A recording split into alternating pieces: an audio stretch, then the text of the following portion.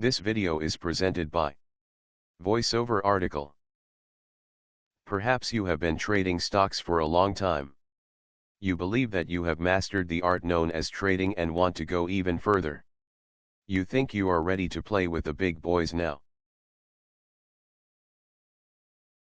Alright then, step right up to the plate and get prepared for some advanced stock market trading.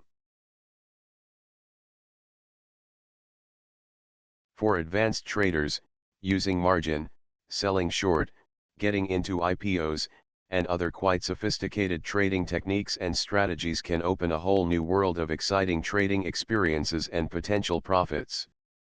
Understanding IPOs. IPOs or initial public offerings are a highly visible sign of the transition of a company from a privately owned organization to a publicly held firm. Every incorporated business issues common stock, although initially this is usually to a few stockholders.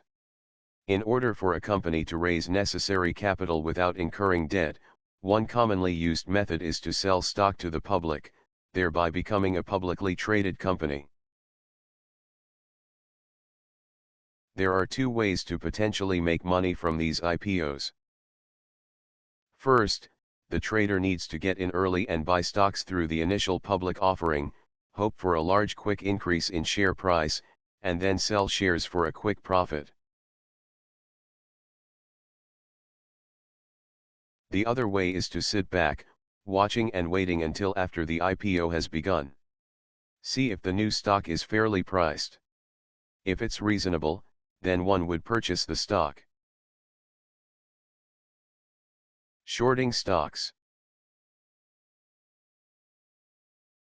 Selling short is an advanced technique that many traders do not take advantage of. Short sellers look for the best stock to sell. Short sellers sell stock they don't actually own with a belief the value will come down by a significant amount in the near future. The shares are borrowed from a stockholder. The borrowing is done by each party's brokers. When the price tumbles, the short sellers can buy the stock at the lower price to cover their short positions, pocket the profit and return the shares to the owners. Short selling is risky though. If the prices jump instead of drop, you will lose money.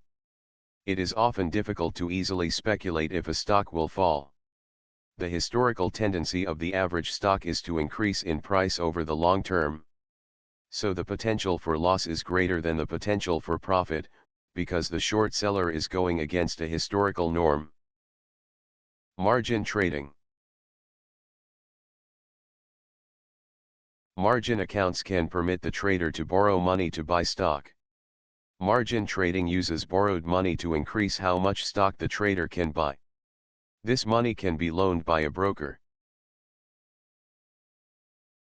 If you were to buy a stock worth $1,000 on a cash basis, without the use of margin trading, you would have to dish out the full $1,000, plus commissions.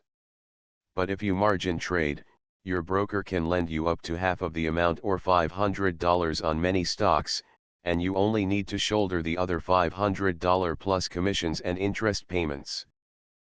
If the stock gets you $10 per stock, profit will be based on the number of shares of stock you bought with $1,000.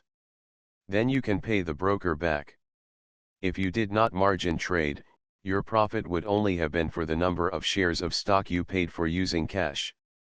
On the other hand, were the stock price to go down, the loss incurred would be based on the entire $1,000, and you would still owe the margin loan amount to the broker. Closing. As with everything in life, there is a flip side to every coin. In many cases, the greater the profit, the greater the risk. Advanced trading is not for the faint of heart, and you should only trade with risk capital, not with money that you can't do without. This video is presented by VoiceOver Article.